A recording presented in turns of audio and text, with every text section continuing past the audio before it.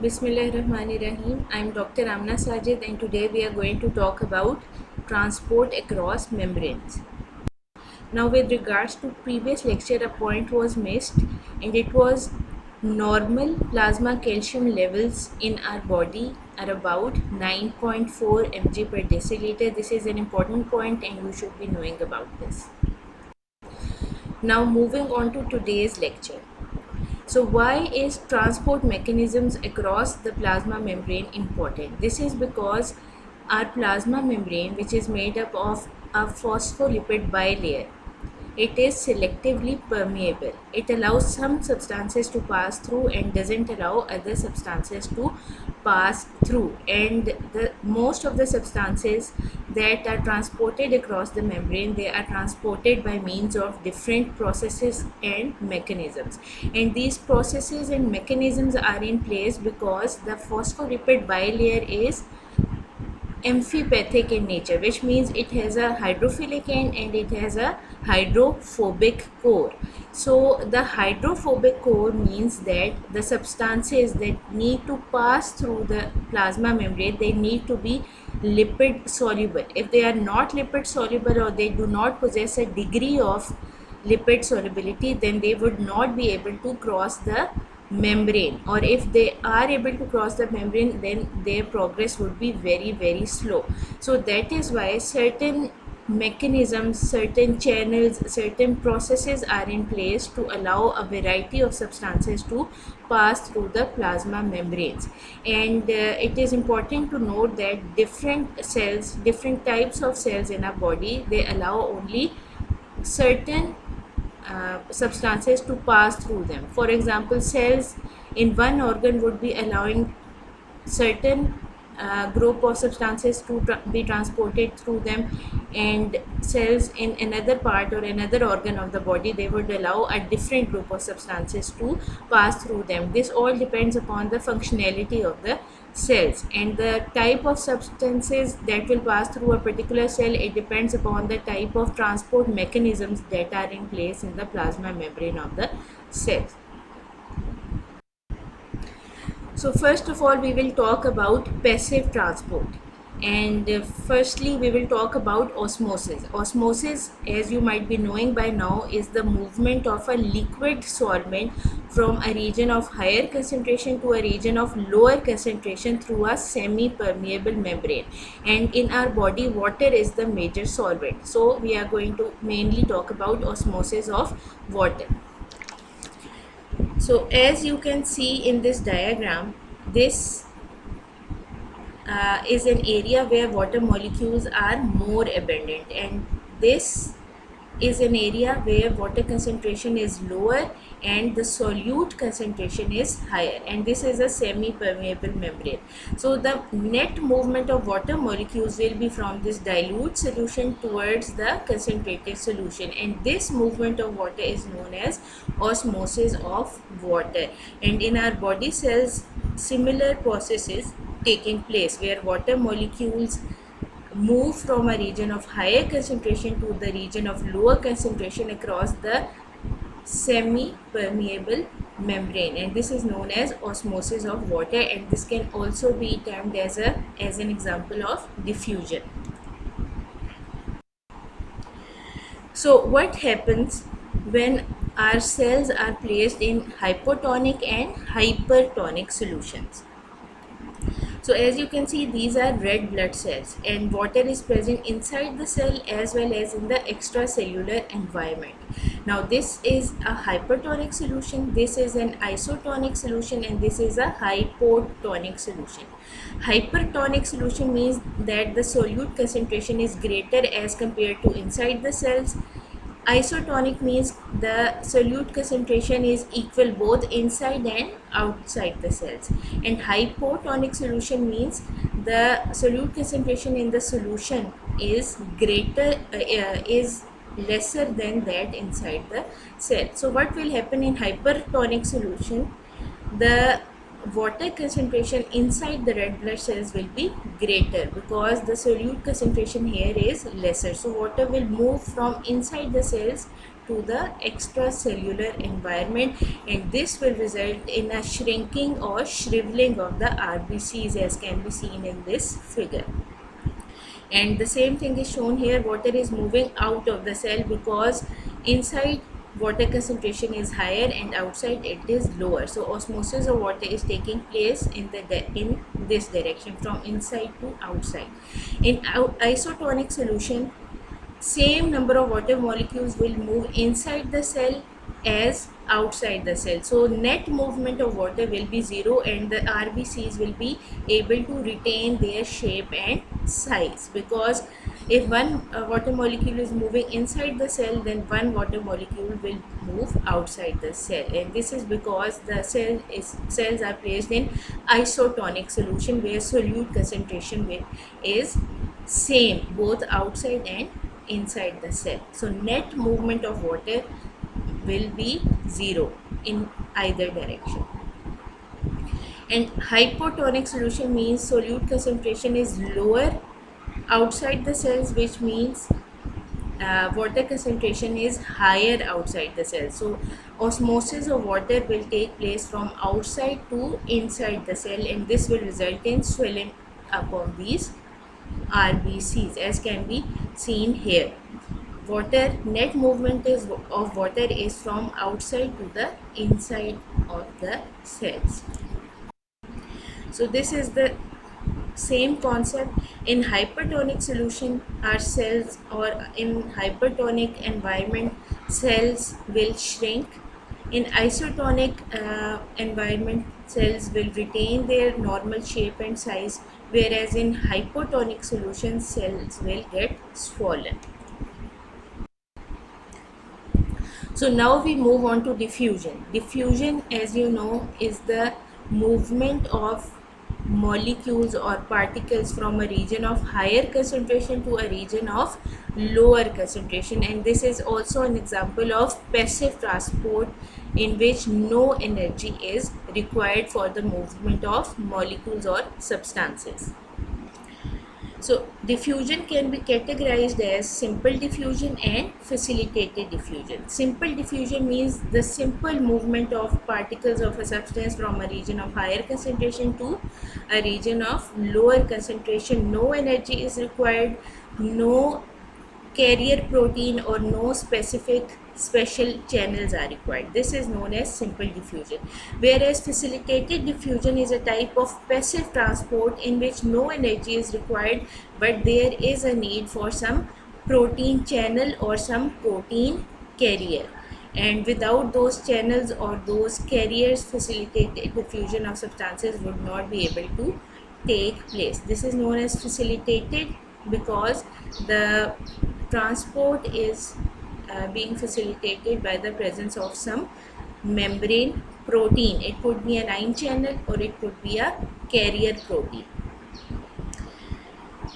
So first of all, we are going to talk about facilitated diffusion, which is occurring through ion channels. And ions, as you know, these are charged particles, so their passage through the phospholipid bilayer that would be hindered. So ions require special channels, and those channels provide a hydrophilic uh, passage for these ions to pass through the plasma membrane, and these ion channels are going to be selective in nature. For example, sodium ion channels, they will allow the passage of only sodium ions. They would not allow any other type of ions to pass through. Similarly, calcium channels will allow only calcium ions to pass through. And what is the significance of these ion channels? They provide a hydrophilic channel for ions to pass through, and without these channels, ions would not be able to get through the phospholipid bilayer of the plasma membrane. So membrane transport proteins such as channels aid in the transport of certain substances, and they are also referred to as catalyzed transport. So facilitated diffusion is also referred to as catalyzed transport. Now another point to remember is that these channels, they can be open or gated. Open ion channels means that they are open all the time, and gated ion channel means that they are closed and they open only in response to certain stimuli. For example, there are voltage gated ion channels which are going to respond to an electric field, ligand gated ion channels which are going to respond to some chemical stimuli such as neurotransmitter. For example, if a neurotransmitter attaches to its receptor on the cell, only then ligand, that specific ligand gated ion channel will open and allow the passage of specific ions. We will talk about this later as well. So ion channels, they can either be open or they can be regulated by means of voltage, or by means of some ligand, or by means of some osmotic pressure, changes in osmotic pressure, and we will see about that later as well. Now, the first type of facilitated diffusion was by means of ion channels. Now we are going to talk about facilitated diffusion that occurs through transport proteins or carrier proteins, and which are also known as uniporters or permeases. So these transport proteins which are present in the plasma membrane, they can be termed as uniporters, they can be termed as carrier proteins, or they can be termed as permeases. And what is meant by uniporters? Uniporters means those transport proteins which are allowing the passage of substances, the passage of only one type of substance. So uni means one, porter means transporter. So uniporters are those carrier proteins which are transporting one type of substance. So this is facilitated diffusion through an ion channel. So this is the channel protein, and as you can see, this is a channel or a passage for ions to pass through. These are ions present in the extracellular space, and they get inside the channel and they are able to cross the extent of the plasma membrane and enter the intracellular space. Now this is facilitated diffusion via a transport protein. As you can see, this is a transport protein which is also known as uniporter or permease or carrier protein. And as you can see, these are the particles of the substance that needs to be transported by means of this carrier protein. They enter the carrier protein, and then the conformation of the carrier protein changes, which allows these particles to enter the intracellular space. So as you can see here, the carrier protein conformation is different. Here it is different, and here it is different, and this is all to transport the substance from outside the cell to inside the cell. And these transport or carrier proteins can also be termed as permeases or uniporters. Why uniporters? Because they are allowing the transport of only one substance. So this figure shows the different types of gated channels. As we talked before, ion channels could be the open type of ion channels which are always open. They are never closed. They are always open and they allow the passage of ions through them all the time. For example, these sodium channels and these potassium channels, these are the open type of ion channels. Now what are gated ion channels? These gated ion channels are channels which are closed and they open in response to certain stimuli, which could be some chemical stimuli, or it could be an electric stimuli, or it could be a mechanical stimulus. So as you can see, this is an example of ligand gated sodium ion channel. Ligand gated means that it is going to open in response to a certain chemical stimulus. As you can see, these receptors are present on this channel, and when the ligand, which in this case is a neurotransmitter, it gets attached to the receptor on this channel, then this channel is going to open and allow the passage of sodium ions. Now this is an example of a mechanically gated ion channel, which means that this channel is going to remain closed, but in response to an increase in osmotic pressure outside the cell, it is going to open and allow the passage of this certain ion. Now this is an example of voltage gated ion channel. This is going to be closed, and it will not allow the passage of sodium ion because it is closed, but in response to an electric field or an action, an electric impulse, it is going to open and allow the passage of sodium ion outside the cell. So this diagram is just to show you the different type of ion channels which can be open or gated, and gated ion channels can be ligand gated or mechanically gated or voltage gated. So now we are going to talk about evaporance. Earlier we talked about the osmosis of water, which occurs in all types of cells, but there are also certain channels known as evaporants that allow the passage of water molecules, and they are present in certain sites of the body in certain types of cells. For example, they are present in RBCs, they are present in renal tubules, and in such sites they allow the very rapid passage of water molecules through them, because these are channels that are specific for water molecules, and they are going to allow the passage of water molecules at a very rapid rate.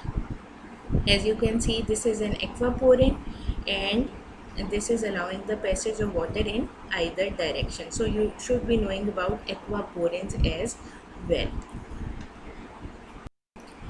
So now we are going to move on to active transport. And what is meant by active transport? It means that the substances are going to be transported from a region of lower concentration to a region of higher concentration, and this transport is going to require energy in some form, and this energy could be provided by ATP or could be provided by some other means which we will talk about later.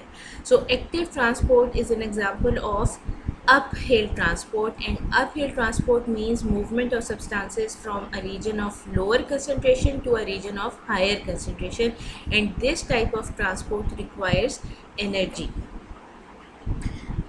So active transport can be categorized as primary active transport and secondary active transport, and there is a concept of uniport and co-transport in active transport as well. Uniport means there is going to be active transport of only one type of substance, and co-transport means that the active transport is going to be of different substances, more than one substance, and it could be symport or antiport. Symport means that the substances, the two different substances, they are going to move in the same direction, whereas antiport means that the two substances, they are going to move in opposite directions.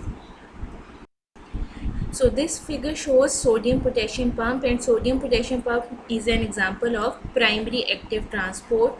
As you can see, this is outside the cell and this is inside the cell. This is the cytoplasm, and outside the cell sodium ion concentration is greater than inside the cell, and similarly inside the cell potassium ion concentration is higher as compared to the extracellular solutions. So both these ions, they are moving uh, against their concentration gradient. Outside sodium ion concentration is greater, but this pump, this sodium potassium pump or this sodium potassium ATPase, it is transporting sodium ions outside the cell against its concentration gradient. Similarly, outside inside potassium ion concentration is greater as compared to the extracellular medium, but this pump, this sodium potassium pump is transporting potassium ions from outside the cell to inside the cell against its concentration gradient. So both sodium ions and potassium ions, they are moving against their concentration gradient, and this movement is made possible by this sodium potassium pump, which is also known as sodium potassium ATPase, because it is utilizing the breakdown of ATP into ADP and inorganic phosphate and the energy released is being utilized for this uphill transport of both sodium and potassium ions. And this is an example of primary active transport, because in primary active transport the source of energy is ATP. And this is also an example of antiport, because sodium ions are transported outside the cell and potassium ions are being transported inside the cell. So the two ions are being transported in opposite direction. So this is an example of primary active transport, because ATP is the source of energy, and this is an example of antiport, because the two types of ions they are being transported in opposite directions, one outside the cell and the other inside the cell.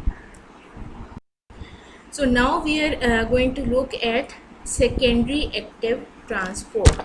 As you can see in this figure, this is the sodium potassium pump or sodium potassium ATP that we just talked about. This is an example of primary active transport, but because the source of energy is ATP.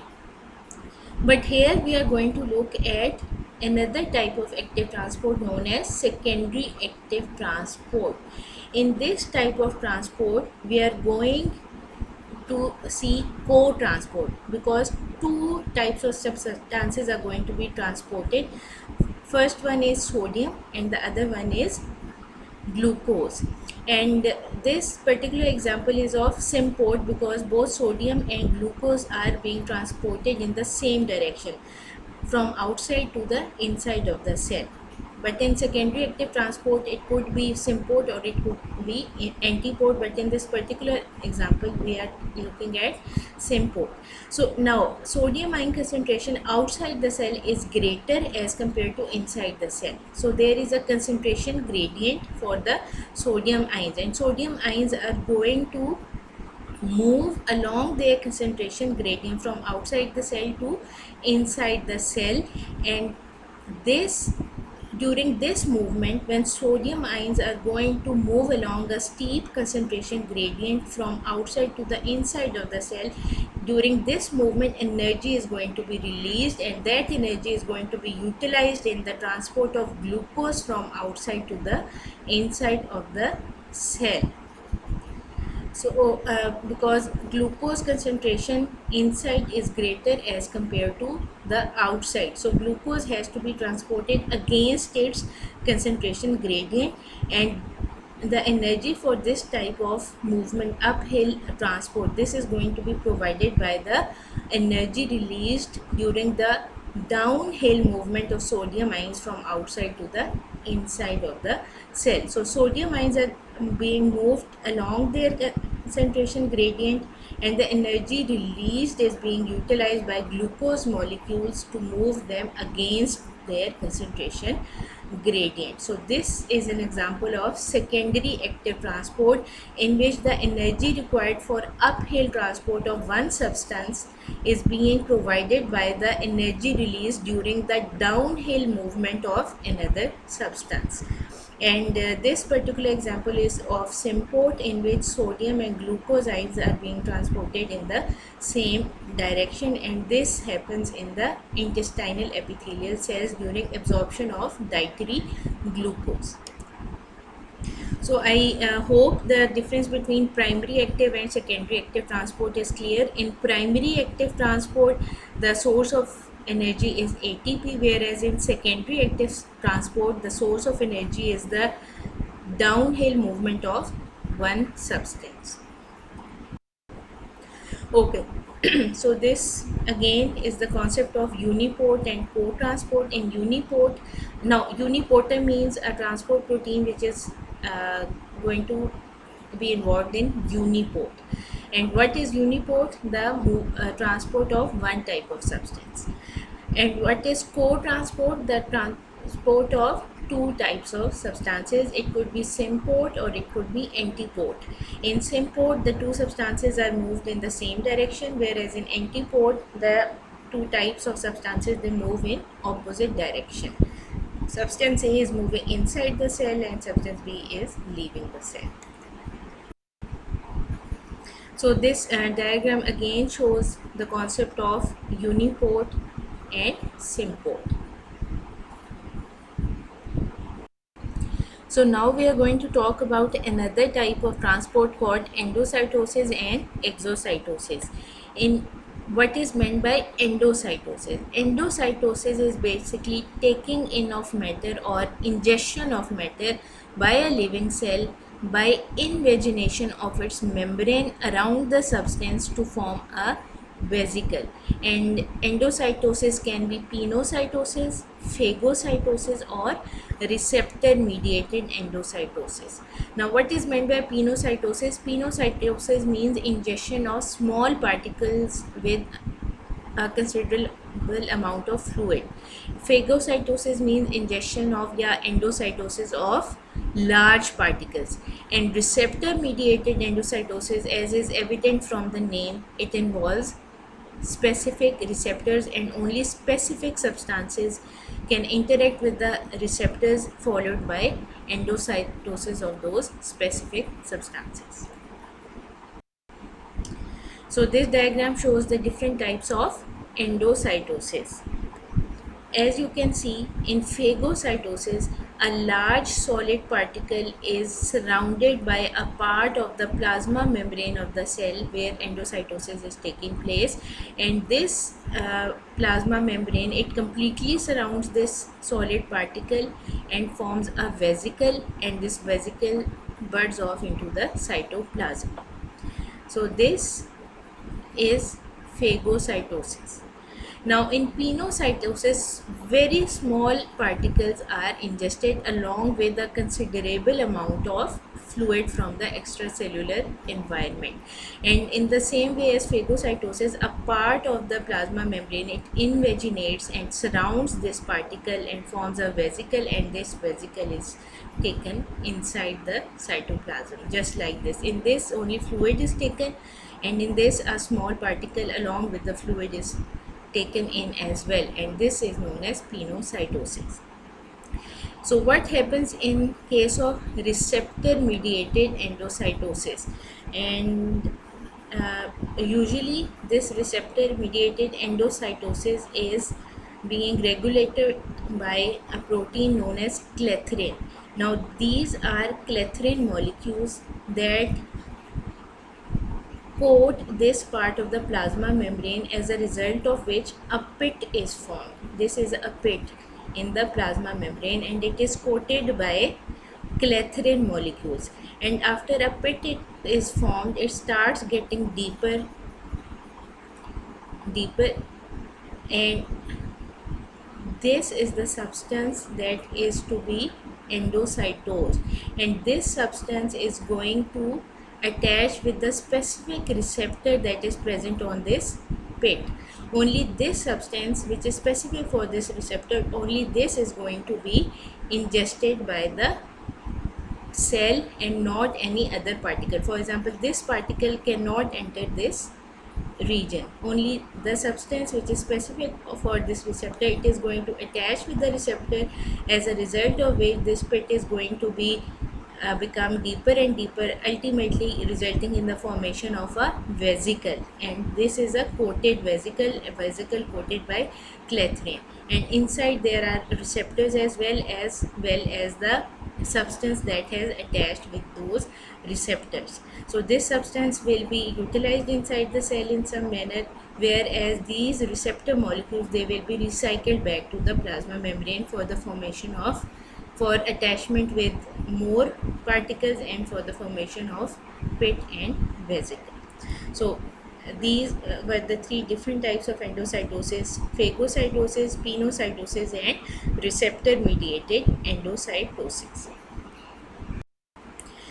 So what is meant by exocytosis? As the name indicates, it means expulsion of substances from the cell, and it involves vesicle formation, and these vesicles are formed inside the cells, and they contain the substance that needs to be expelled out of the cell or moved out of the cell. So these vesicles, they fuse with the plasma membrane of the cell, and the contents are then released to the exterior of the cell. And exocytosis is involved in the release of many important substances such as neurotransmitters, insulin, other hormones, catecholamines, etc. So this diagram shows exocytosis. As you can see, vesicle containing the substance that needs to be exocytosed. These vesicles are formed inside the cell. These vesicles then fuse with the plasma membrane of the cell, and ultimately when they fuse, the membrane of the vesicle fuses with the plasma membrane, then the contents of the vesicle are released out of the cell. So this was all about the different transport mechanisms that are in place in different cells throughout the body. If you have any query, you can contact me. Thank you and best of luck from my side.